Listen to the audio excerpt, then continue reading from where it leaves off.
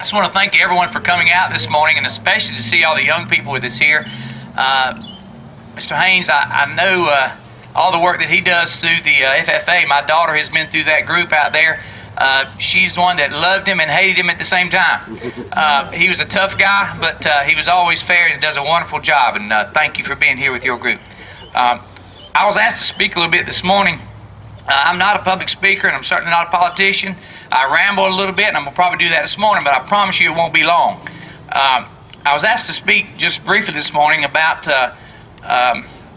this disease, and it's so good to have everyone here with this walk that we're having. And if someone had asked me 5 years ago about this, I wouldn't have a clue, nothing about it, what to say. I've seen it. I've seen families that have gone through it, but I didn't know anything about it. But about 5 years ago, well, to start with, I moved here in 1976. My job moved me here, and I've been in and out of this community for those years. I've traveled around with my job and moved back here. I brought a lady here from Sumter County, and I've moved here, so I've helped the economy a little bit. I've raised 3 kids here in Clarendon County, and that's where we make our home today. But my family, my mom and dad, still lived in North Carolina, which is about 5 hours away. And about 5 years ago, my dad started seeing some things happening with my mom.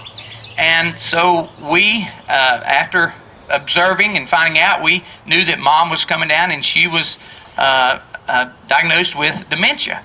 And so we knew that dad, which now is in the late 80s, my mom in the late 80s, that he could not take care of her, even though he was in great health. He couldn't take care of her by himself. So we decided the best thing for him to do is move here with us. So we moved him into our home, and I can tell you, my daughter was 14 yesterday, and it was an adjustment. She had her own bathroom. We had to make some arrangements for mom and dad, and we did, and so she has moved into our bathroom. So we've had a time of adjustment at our house, but we've had wonderful family here. I got a brother, a sister-in-law, a niece and a nephew, and our church here that's just taking them in, and the community. So it's been a great support for them.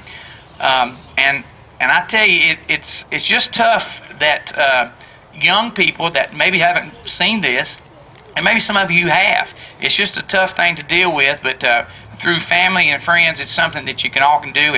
And I want to thank the Clarendon Pilot Club for all that they do, Agape Hospice for what they do.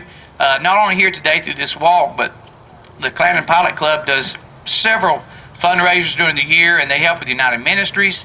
They help with the scholarships for the schools, for the kids in school. We're out in 5 schools, I think, in the area. So they do a wonderful job, and I just want to thank them for what they do. And so anytime that we can help support them, I would certainly encourage you to do that. And not only with the Clarendon Pilot Club, but I have to say a little something about Agape Hospice. I didn't know anything about them either.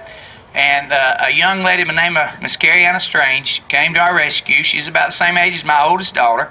And we found help through them, and has been able to come into our home with a nurse and to help my dad with my mom.